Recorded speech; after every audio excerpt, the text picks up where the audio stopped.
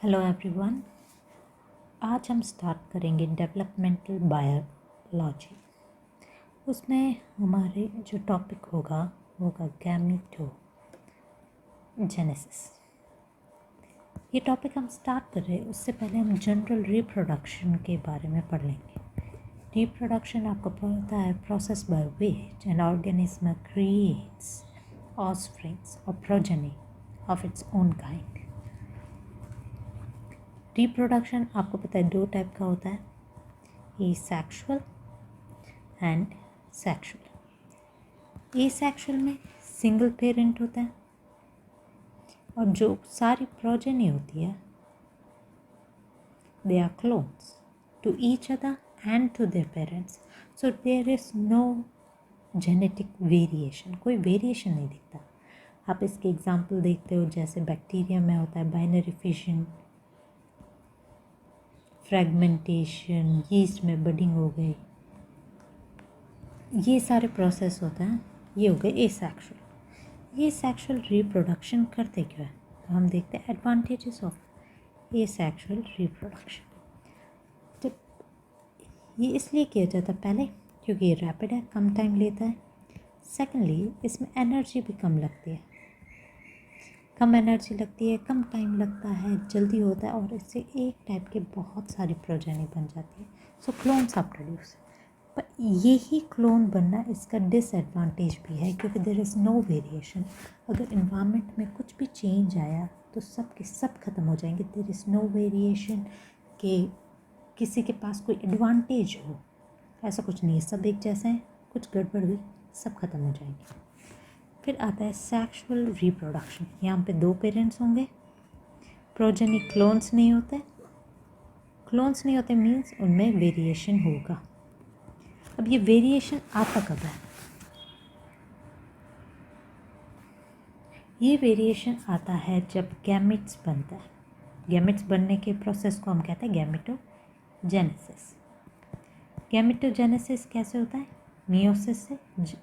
जब germ cells में meiosis होता है 2n से n हैप्लॉइड गैमेट्स बनते हैं तब वेरिएशन आता है।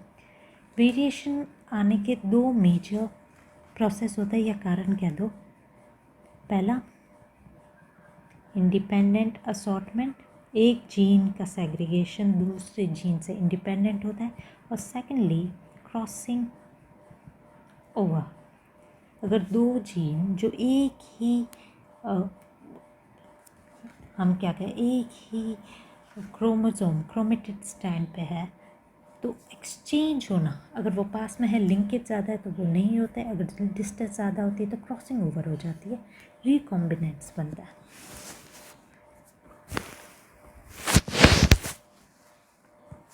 दूसरे हम प्रोसेस देखते हैं जैसे फर्टिलाइजेशन में भी। फर्टिलाइजेशन में हमारे कैसे होता है? रैंडम फ्यूजन की वजह से एक मेल किसी स्पेसिफिक के साथ फ्यूज़ हो ये ज़रूर नहीं है। यहाँ पे सिलेक्शन प्रोसेस भी होता है। मेल्स आते हैं, फीमेल्स देखती है विच वन इज़ बेटर और उसको चूज़ करती है। So this also causes variation. अब हम आज का टॉपिक गैमेटोजेनेसिस देखते हैं। गैमेटोजेनेसिस मीन्स गैमेट बनना। गैमेट कैसे होता है? They are haploid in nature. Haploid तो डिप्लॉइड जर्म सेल से हैप्लॉइड कैसे बनेंगे? प्रोसेस होता है मियोसिस। इसमें 3 स्टेप्स होते हैं, फर्स्ट सेकंड थर्ड। फर्स्ट में रैपिड मल्टीप्लिकेशन होता है। मल्टीप्लिकेशन रिएक्शन कहता होता है माइटोसिस। माइटोसिस होता है मीन्स 2n टाइप के बहुत सारे सेल्स बन जाते हैं।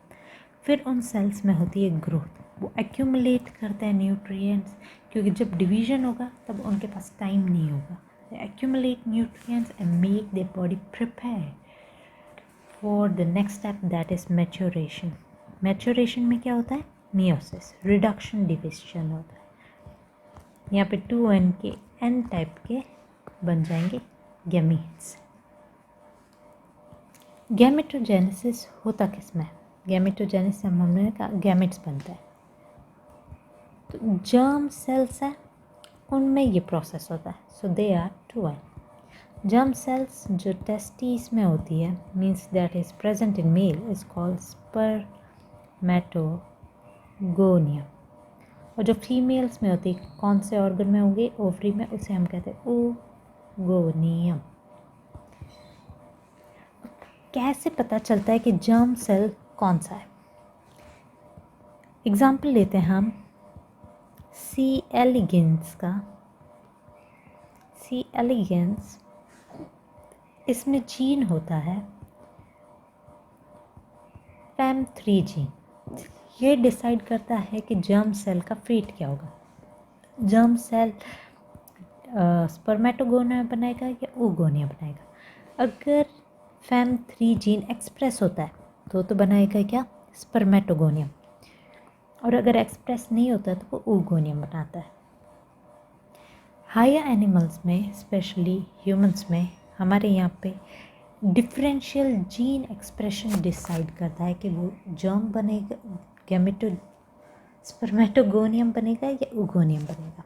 ह्यूमंस में हो गया XY टाइप का. अगर XX टाइप के आपके क्रोमोसोम है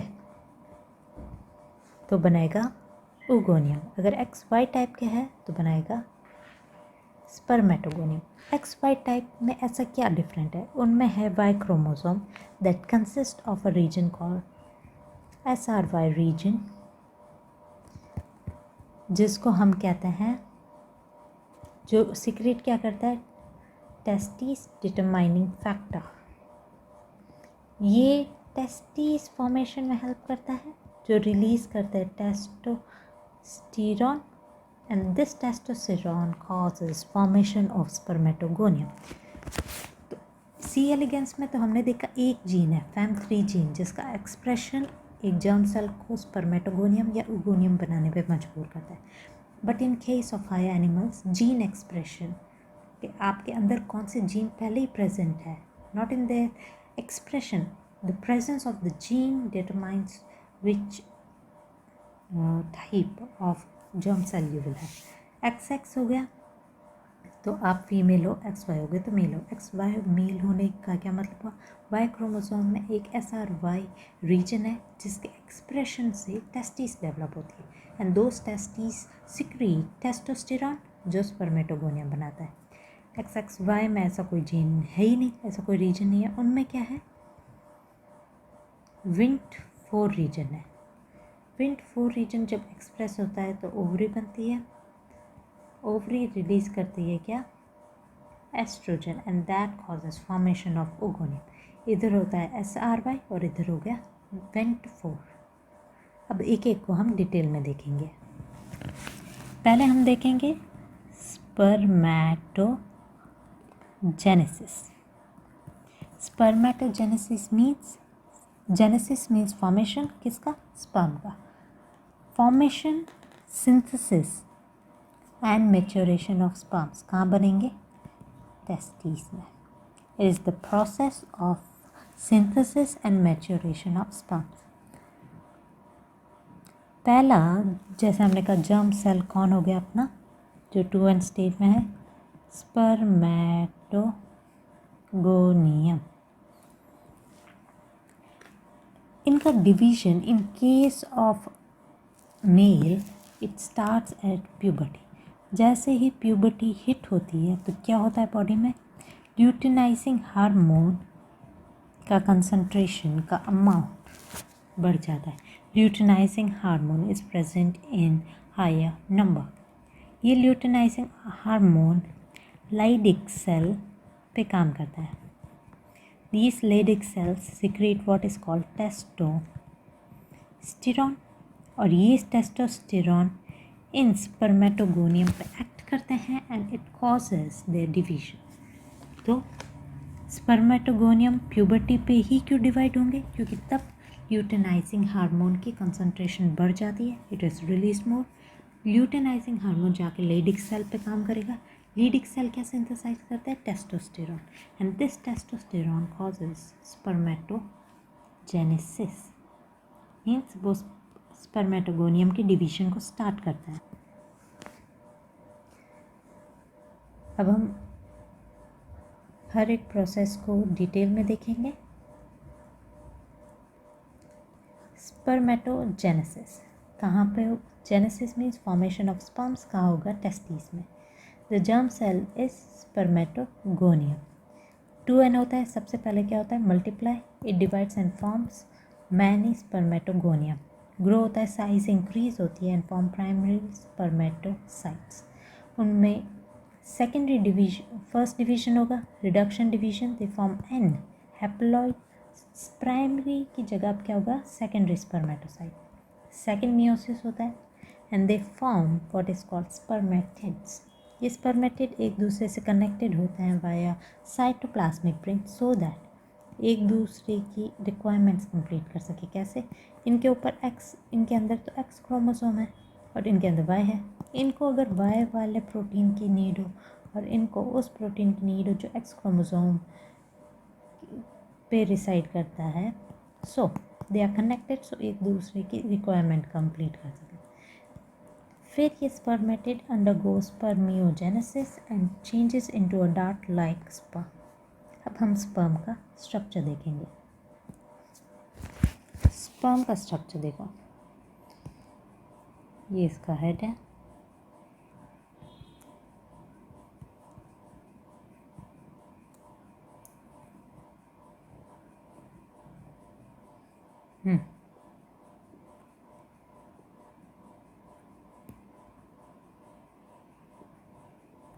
इस पार्ट को हम कहते हैं head. This becomes the neck and this tail is the tail structure. अब हेड में क्या प्रेजेंट होता है? ये बाहर वाली लेयर तो आपको पता है प्लाज्मा मेम्ब्रेन हो गई। This sac-like structure is called acrosome. Acrosome क्या होता है? ये एक पाउच होता है जिसमें होता है हाइड्रोलाइटिक एंजाइम। पाउच बनाया किसने होता है? गोल्जी बॉडी ने बनाया होता है। It's a Golgi derived sac and hydrolytic enzyme में जो मेजर एंजाइम है उसको हम कहते हैं हेल्यूरोनिडेज। हेल्यूरोनिडेज क्यों? क्योंकि जो प्रोटीन जो एग है उसके ऊपर ग्रैनुल्स चिपके होते हैं। Corona radiata granulosa cell arranged होते हैं जो एक दूसरे से कनेक्टेड होते हैं by hyaluronic acid, so it is required to break that bond. उसके बाद में यहाँ पे आपके आ जाता है न्यूक्लियस। यहाँ पे आपके होते हैं जी एक्टिन प्रोटीन और यही जी एक्टिन प्रोटीन कंबाइन होकर एक्टिन फिलामेंट बनाता है। This is the nucleus.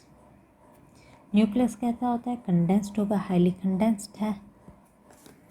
फिर इस न्यूक्लियस के पास में ही इधर दो सेंट्रियल होते हैं, proximal and distal. Proximal and distal, these are centrioles. एक जो प्रॉक्सिमल है वो तो किस में हेल्प करेगा? ये बाद में सेल डिवीजन के लिए काम आता है। जबकि डिस्टल होता है यहाँ से एक्सोनीमे निकलता है, एक्सोनीमा, that is it forms the core of cilia of flagella. एक्सोनीमे में जो माइक्रोट्यूब्यूल्स होते हैं वो 9+2 अरेंज में होते हैं। 9 means 9 peripheral doublets and 2 in the centre. This is 1 2 3 4 5 6 7 8 8 9 1 2 3 4 5 6 7 8 9 और ये होते हैं सेंटर में आपके। These are the singlets. ये जो बाहर के ड्यूप्लेट होते हैं ये कनेक्टेड होते हैं अंदर से by a motor protein called dynein जो इनको हेल्प करती है मूवमेंट में। जो नेक रीजन होता है वहाँ पे बहुत सारे होते हैं माइटोकॉन्ड्रिया जो एनर्जी देते हैं टेल को सो that it could move and the sperm could swim. So this is mitochondria. और टेल क्या होती है? सीलिया फ्लैजेला। ये आपका हो गया स्पर्म का स्ट्रक्चर। अब हम देखते हैं oogenesis. oogenesis, genesis means formation of what? Egg. Germ cell का नाम हो गया ओगोनियम. पहले ये मल्टीप्लाई करेगा, बहुत सारे ओगोनियम बनाएंगे और इसका डिवीजन जो होता है and it grows in size and it forms what is called oocytes, primary oocyte. Difference between spermiogenesis, first difference between spermiogenesis and oogenesis is कि spermiogenesis में डिवीजन कब स्टार्ट होता है? जब प्यूबर्टी हिट होती है. जबकि oogenesis में डिवीजन कब स्टार्ट हो जाता है? Right at the early foetal stage, early developmental stage पे ही आपका डिवीजन स्टार्ट हो जाती है. मियोसिस 1 होता है, लेकिन मियोसिस 1 इनकम्प्लीट होता है. ये प्रोफेज 1 के डिप्लोटीन में जाके अटक जाता है. जब प्यूबर्टी आती है और इसमें भी LH सर्ज होता है, then this meiosis 1 gets completed और क्या बनाती है? रिडक्शन डिवीजन हो गया. ये 2 था N and 1 polar body. This is secondary oocyte and this is the primary polar body. यहाँ पे न्यूक्लियर मटेरियल तो इक्वली डिवाइड होता है, लेकिन साइटोप्लाज्मा अनइक्वली डिवाइड होता है. फिर क्या होता है? उसके बाद में आपका ये सेकेंडरी oocyte मियोसिस 2 में आता है, पर फिर से अरेस्ट हो जाता है किस पे? मियोसिस 2 के मेटाफेज में. क्यों? क्योंकि एनाफेज प्रमोटिंग फैक्टर होते हैं वो ब्लॉक हुए हुए होते हैं. उनकी ब्लॉकेज कब हटती है? जब स्पर्म एग इंटरेक्शन होता है. फर्स्ट तो हमने कर दिया था. फर्स्ट कंप्लीट कब हुआ? जब प्यूबर्टी आई. सेकंड कब कंप्लीट होगा? जब स्पर्म आके एग से इंटरेक्ट करेगा. जैसे ही एग से इंटरेक्ट करता है sperm, then egg becomes activated. इसमें सबसे पहले क्या होता है? कैल्शियम का कंसंट्रेशन इंक्रीज होता है. कैल्शियम जैसे ही होता है वो एनाफेज प्रमोटिंग फैक्टर के ऊपर जो भी इनहिबिटर होते हैं उनको हटा देते हैं. And what happen? Meiosis 2 complete. ये हो गई सेकेंडरी oocyte. अब क्या बन गई है? एग और ओवा. And it forms another secondary polar body. और जो प्राइमरी पहले थी, it against form secondary polar body. अब हम देखते हैं स्ट्रक्चर ऑफ एग. हमने देखा था एंड में एग डिवाइड किया, फिर से अनइक्वल डिवीजन हुआ, एग बना और सेकेंड पोलर बॉडी बनी. जो प्राइमरी पोलर बॉडी थी वो खुद डिवाइड होकर 2 सेकेंडरी पोलर बॉडीज में बट गई. Now structure of egg. ये हमारी प्लाज्मा मेम्ब्रेन, यहाँ पे है आपका न्यूक्लियस. ये ER which consist of calcium ion, और यहाँ पे कुछ वेसिकल्स होता है जिनको हम कहते हैं cortical granules. These are vesicles that are called cortical granule. Egg के बाहर एक और कोटिंग होती है जिसको हम कहते हैं जोना पेलुसिडा. इस जोना पेलुसिडा पे कई ZPP प्रोटीन्स होते हैं. They are sort of receptors for the incoming sperm.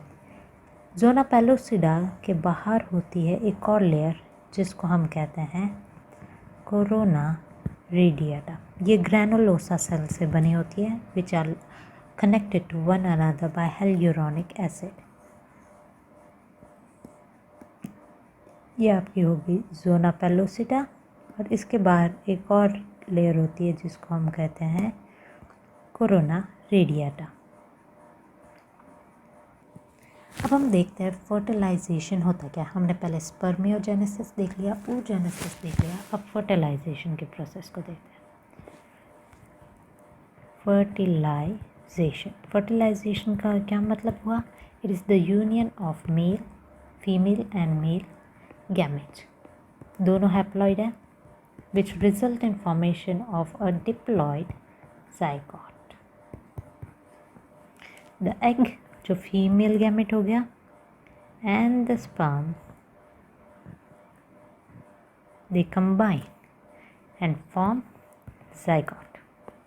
Fertilisation depending हो कहाँ पे रहा है, दो टाइप का हो सकता है.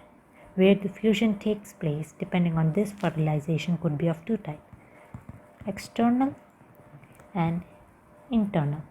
External वो होता है जो फीमेल रिप्रोडक्टिव ट्रैक्ट के बाहर, where the male and female gamete fuse outside the female reproductive tract. तो कहाँ पे फ्यूज़ होंगे? पानी में. So mostly it take place in aquatic animals. क्यों होता है? First, large number of eggs can be produced, और दूसरा टाइम कम लगता है. पर इसकी लिमिटेशन है. जब लार्ज नंबर ऑफ एग और स्पर्म प्रोड्यूस किया जाता है तो there should be a behavioural adaptation. तो यहाँ पे डिसएडवांटेज क्या हो जाती है? एक बिहेवियरल अडेप्टेशन की नीड होती है. अडेप्टेशन की क्यों? ताकि दोनों के गैमेट रिलीज एक साथ है, that is synchronised release of gametes. और दूसरा बिहेवियर पैटर्न हो गया कि there is a large wastage. यहाँ पे आप दूसरा कर ले, लार्ज वेस्टेज ऑफ गैमेट्स. तीसरा यहाँ पे सेक्सुअल सिलेक्शन थ्योरी काम नहीं करती कि फीमेल डिसाइड नहीं करती कि किस मेल से वो जाके फर्टिलाइज हो. And it is possible only in aquatic animals. Aquatic animal में होती है लार्ज नंबर ऑफ एग्स और प्रोड्यूस होते हैं. हाउएवर इनमें एक बिहेवियरल अडेप्टेशन होना चाहिए कि सिंक्रोनाइज्ड रिलीज ऑफ स्पर्म और एग्स हो. However a large wastage of eggs and sperm take place. Also there is a lack of sexual selection here. दूसरा इंटरनल तब होगा जब फीमेल रिप्रोडक्टिव ट्रैक्ट के अंदर फर्टिलाइजेशन. हम एक्सटर्नल फर्टिलाइजेशन के स्टेप्स और एग्जांपल देख लेते हैं. एग्जांपल हम देखेंगे सी अर्चिन का, बेस्ट एग्जांपल है, वो देखेंगे. And then we will see how mainly step same ही होंगे. एक्सटर्नल फर्टिलाइजेशन में थोड़ा सा चेंज होता है, बाकी स्टेप कि स्पर्म कैसे आके बाइंड कर रहा है, कैसे उसमें एक्रोसोमल रिएक्शन हो रहा है, फर्टिलाइजेशन ट्यूब बन रही है, वो सारे process whether it's in internal fertilisation या एक्सटर्नल सेम रहता है. हम उन प्रोसेस को देखते हैं. आप पहले सी अर्चिन के एग्स को देखिए.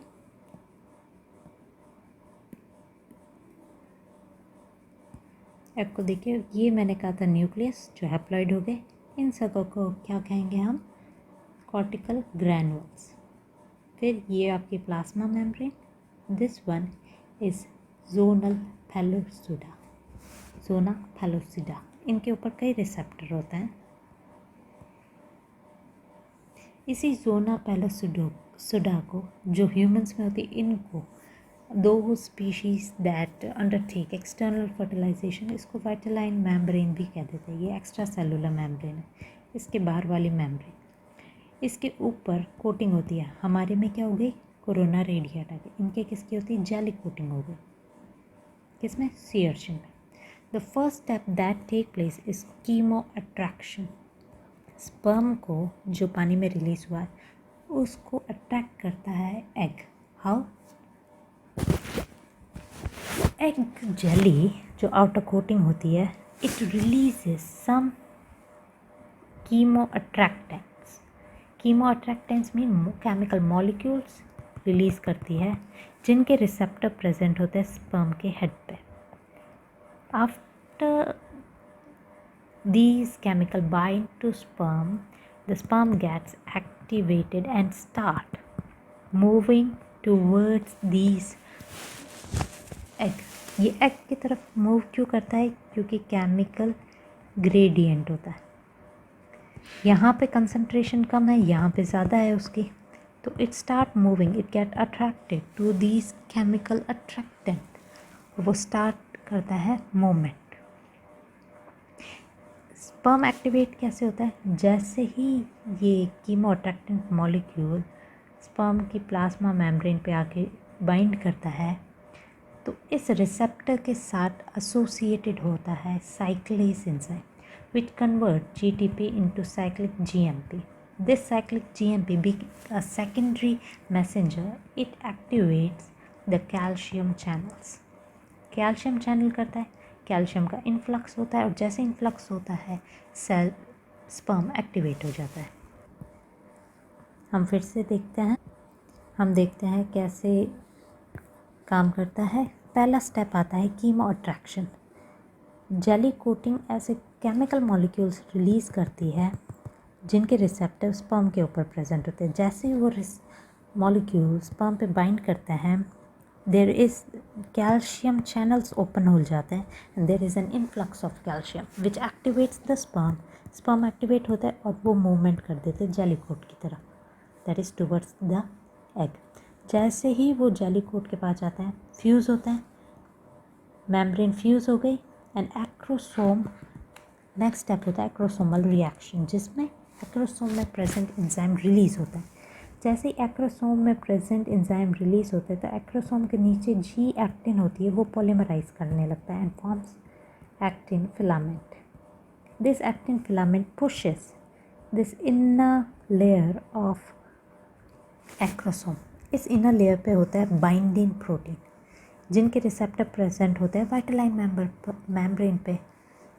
ये बाइंडिंग और वाइटलाइन मेम्ब्रेन इंटरैक्ट करती है, स्पीसीज स्पेसिफिक इंटरैक्शन होता है and there is a fusion of this plasma membrane with that of the egg. जैसे ही फ्यूजन होता है, फर्टिलाइजेशन कोन बन जाता है। देयर अब बल्जिंग टाइप बनता है, इसको फर्टिलाइजेशन कोन कहते हैं। यहाँ का न्यूक्लियस और हमने क्या कहा था, सेंट्रियोल, प्रॉक्सिमल सेंट्रियोल आ जाते हैं सेल के अंदर। जैसे ये सेल के अंदर आते हैं, सेल एक्टिवेट होता है, सेल अपना मियोसिस 2 कंप्लीट करता है and forms egg and secondary polar body. Then there is fusion of nucleus of sperm and egg and zygote formation take place.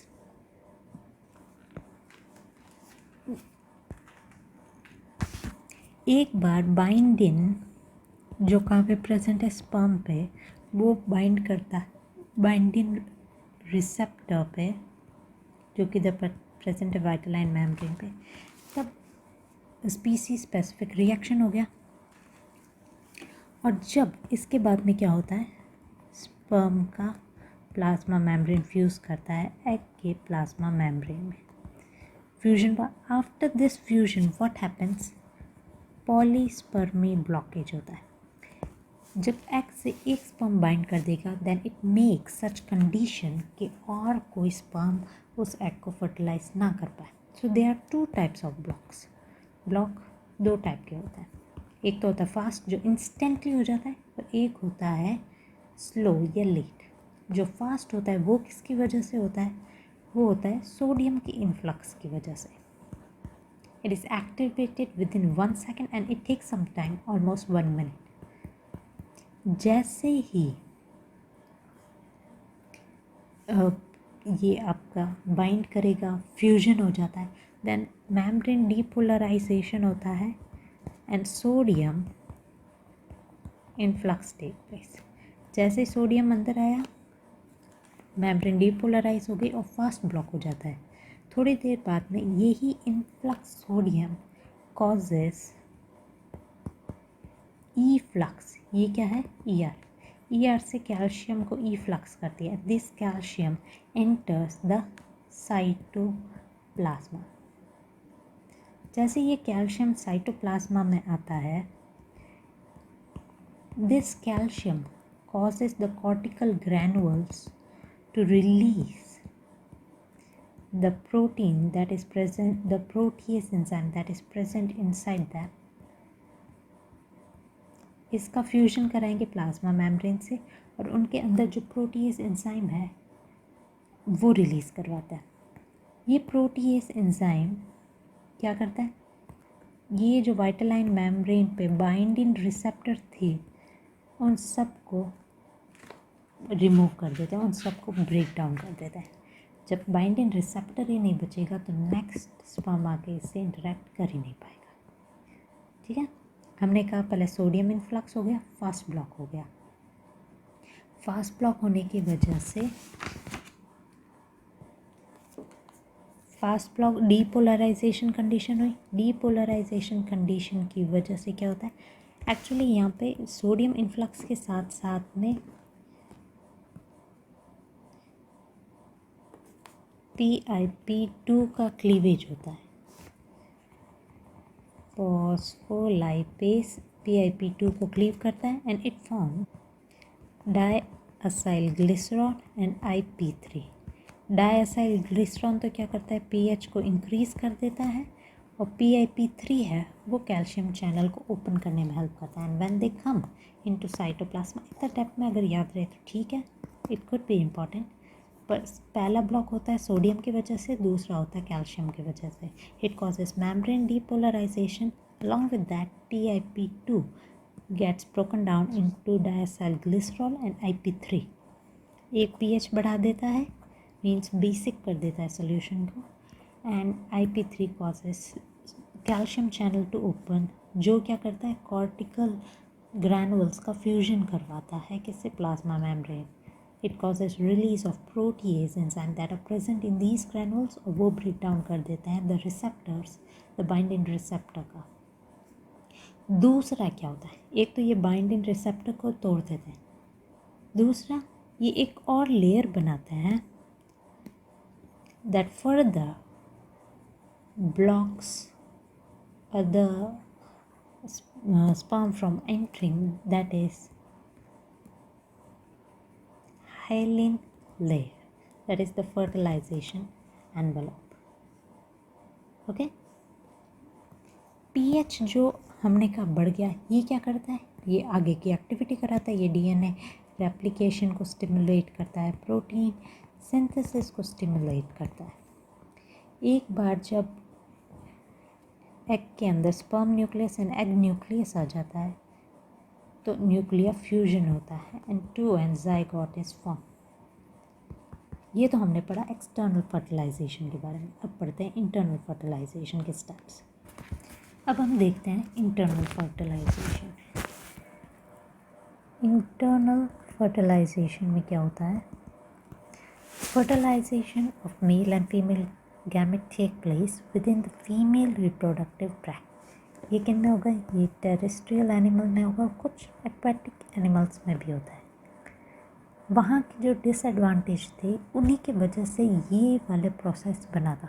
तो उधर डिसएडवांटेज क्या थे कि बहुत सारे गैमेट वेस्ट होते थे।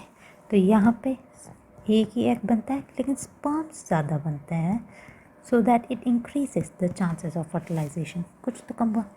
सेकेंडली वहाँ पे हमने क्या कहा था कि एक्वेटिक में भी होता है, तो यहाँ पे टेरेस्ट्रियल हो गया। थर्डली वहाँ पे सेलेक्शन, सेक्सुअल सिलेक्शन थ्योरी आप अप्लाई नहीं कर सकते कि फीमेल डिसाइड करे कि किस मेल के साथ मीट करना है। तो सेक्सुअल सिलेक्शन थ्योरी जो है वो यहाँ पे अप्लाई होती है। अब जो स्पर्म है वो कैसे ट्रांसफ़र होते हैं फीमेल्स में, by sex organ, external sex organ that is penis, या आपका हो गया हेमपेनिस या हेमीपेनिस, या फिर ये तो हो गए डायरेक्टली फीमेल ट्रैक्ट में ट्रांसफ़र किए जाते हैं, या फिर वो इनडायरेक्टली कर सकते हैं थ्रू पैकेट्स। स्पर्म के पैकेट्स होते हैं, जैसे स्पाइडर हो गए, आपके स्कॉर्पियंस हो गए, वो ऐसे पैकेट्स बना देते हैं। इनको हम कहते हैं स्पर्मेटोफोर। अब फर्टिलाइजेशन हम कहते हैं बाहर होता है। हम फर्टिलाइजेशन का प्रोसेस देखें उसके बाद में कि फर्टिलाइजेशन हो गया मेल फीमेल रिप्रोडक्टिव ट्रैक्ट में फर्टिलाइज होता है। उसके बाद में क्या, उसके बाद में ऑन बेसिस कि आपका एग जो फर्टिलाइज्ड एग है वो कहाँ डेवलप होता है, 3 टाइप में हम एनिमल्स को डिवाइड कर सकते हैं। एक हो गए ओवीपैरस, एक हो गया वीवीपैरस, और एक हो गया ओवीवीपैरस।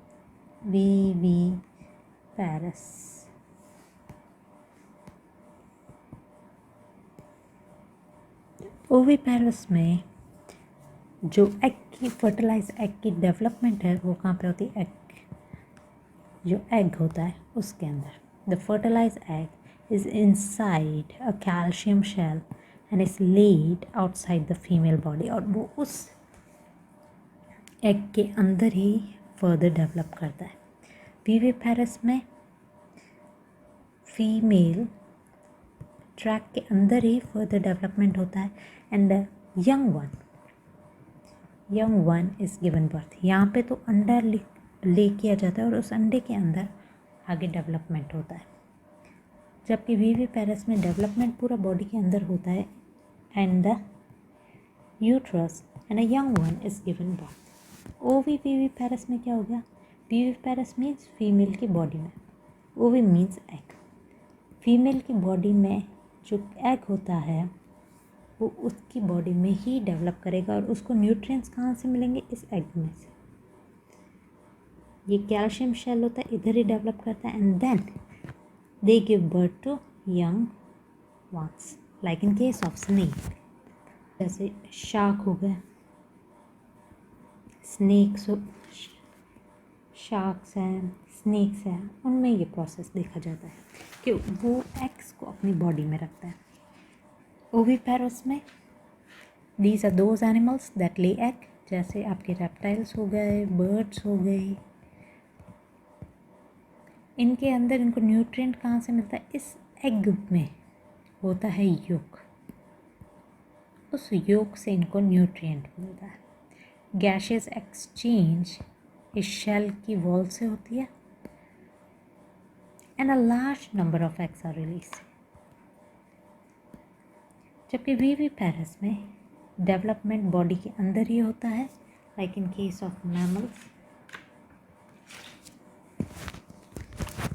ये आपका यूट्रस हो गया and nutrients, gaseous exchange, whereas removal of nitrogenous waste take place by placenta। ये आपका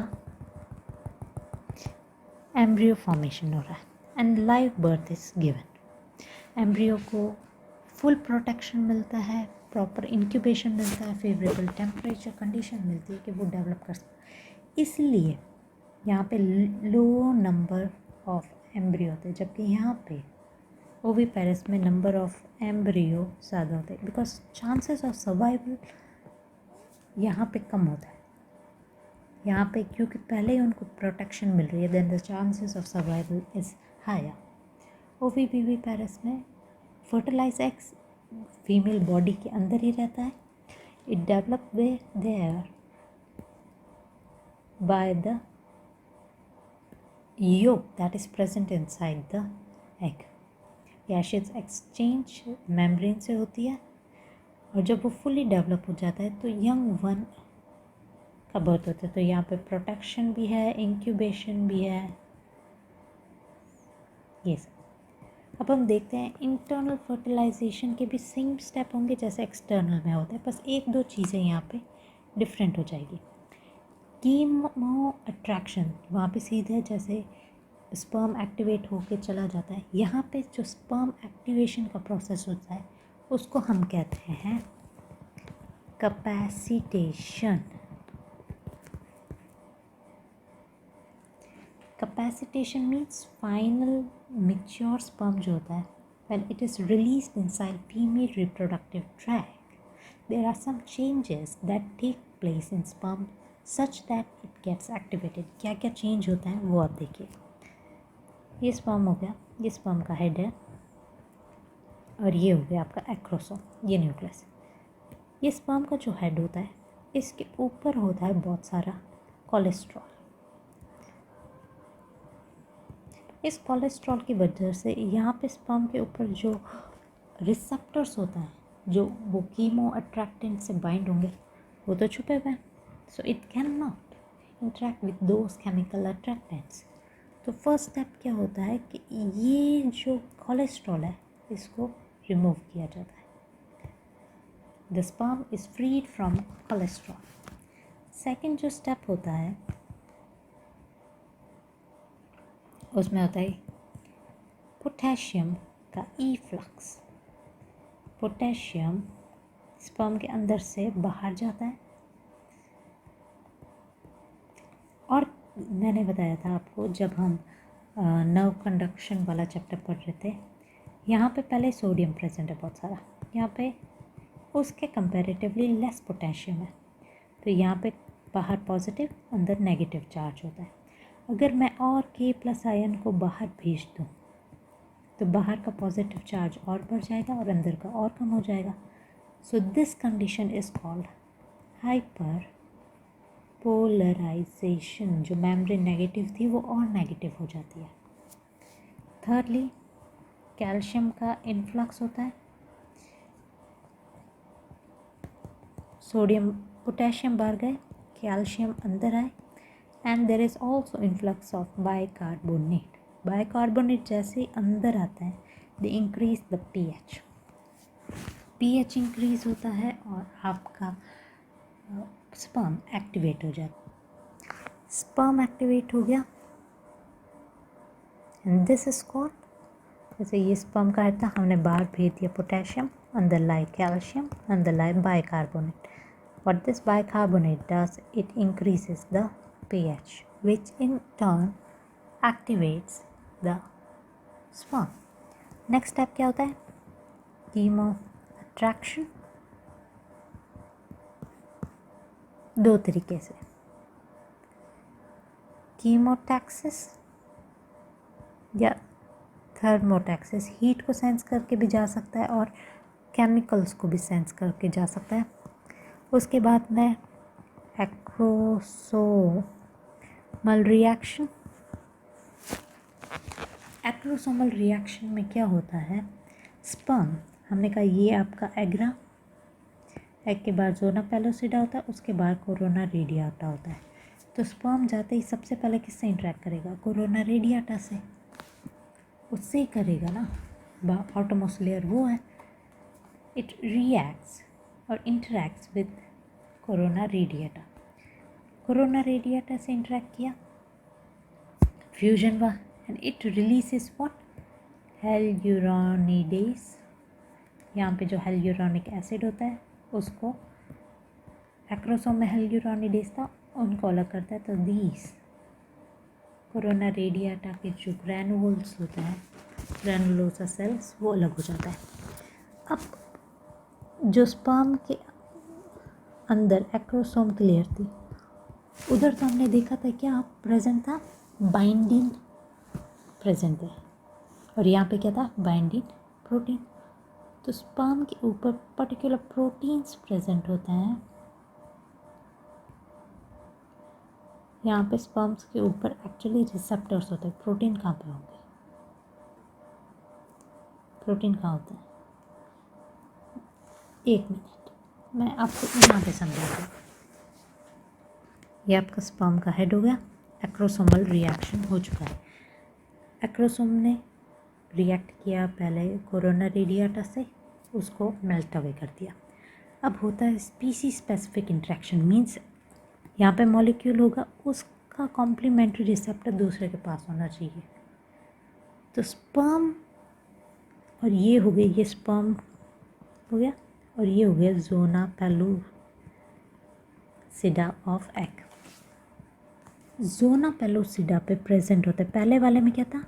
स्पर्म के पास में थे प्रोटीन्स, इधर ज़ोना पेलुसिडा के पास में होते हैं जिप 2 प्रोटीन। इनके रिसेप्टर कहाँ पे होता है? स्पर्म पे। और सिर्फ इनके पास ही नहीं होता, ये इनसे जाके इंटरेक्ट कर देंगे। इंटरेक्ट करने के बाद में फ्यूजन होता है। अब ये मत सोचिए कि सिर्फ ज़ोना पेलुसिडा के पास प्रोटीन होंगे, no, sperm plasma membrane also have Izumo proteins. ये इम्यूनोग्लोबुलिन टाइप प्रोटीन होते हैं जिनके रिसेप्टर्स होते हैं एग के पास, एंड दिस म्यूचुअल, इनके प्रोटीन स्पर्म से बाइंड रिसेप्टर होते हैं, इनके प्रोटीन्स इधर रिसेप्टर होते हैं, उसकी वजह से इंटरेक्शन होते हैं। इंटरेक्शन होते ही बनती है प्लाज्मा मेम्ब्रेन, फ्यूज़ हो गई और बनता है फर्टिलाइजेशन प्रोब। पॉलीगैमी को कम करने के लिए हमने बताया था 2 ब्लॉक होते हैं, एक तो फास्ट और एक होता है slow. This fast block is absent in this internal fertilisation. सिर्फ स्लो स्टेप होता है। स्लो स्टेप हमने कहा था किसकी वजह से होता है? कैल्शियम आयन की वजह से। कैल्शियम आयन का नंबर इंक्रीज होता है जैसे ही साइटोप्लाज्म में इंक्रीज हुआ, कॉर्टिकल ग्रैनुअल का एक्सोसाइटोसिस होता है, वो रिलीज करते हैं प्रोटीएस एंजाइम, और वो जाके ये जो जोना पेलोसिडा पे ZIP2 प्रोटीन थे उनको रिमूव कर देते हैं। तो यहाँ वाले इधर से कभी, तो ये कभी इनसे बाइंड नहीं कर पाएंगे एंड देन पॉलीस्पर्मी नहीं होती। ये कैल्शियम आयन सिर्फ कॉर्टिकल ग्रैनुल का एक्सोसाइटोसिस ही नहीं करवाता है, ये मियोसिस 2 को एक्टिवेट करता है और एग फॉर्मेशन में हेल्प करता है। लास्ट में स्पर्म का न्यूक्लियस और एग का न्यूक्लियस एक ही सेल में होते हैं। These are called pronucleus. अब इनके अंदर होता है फ्यूजन। अब इनके आगे क्रोमोसोम, इनके क्रोमोसोम आगे सीधा मेटाफेज होता है। इधर डीएनए डुप्लीकेशन हो गया, फिर प्रोफेज, मेटाफेज, एनाफेज, टेलोफेज होके एक 2 एंड ज़ाइगोट का फॉर्मेशन हो जाता है। एक बार ज़ाइगोट बन गया, उसके बाद में क्या होता है? The process between zygote formation and the formation of the whole organism, ये हम पढ़ेंगे नेक्स्ट क्लास में। आज के लिए इतना ही। Thank you.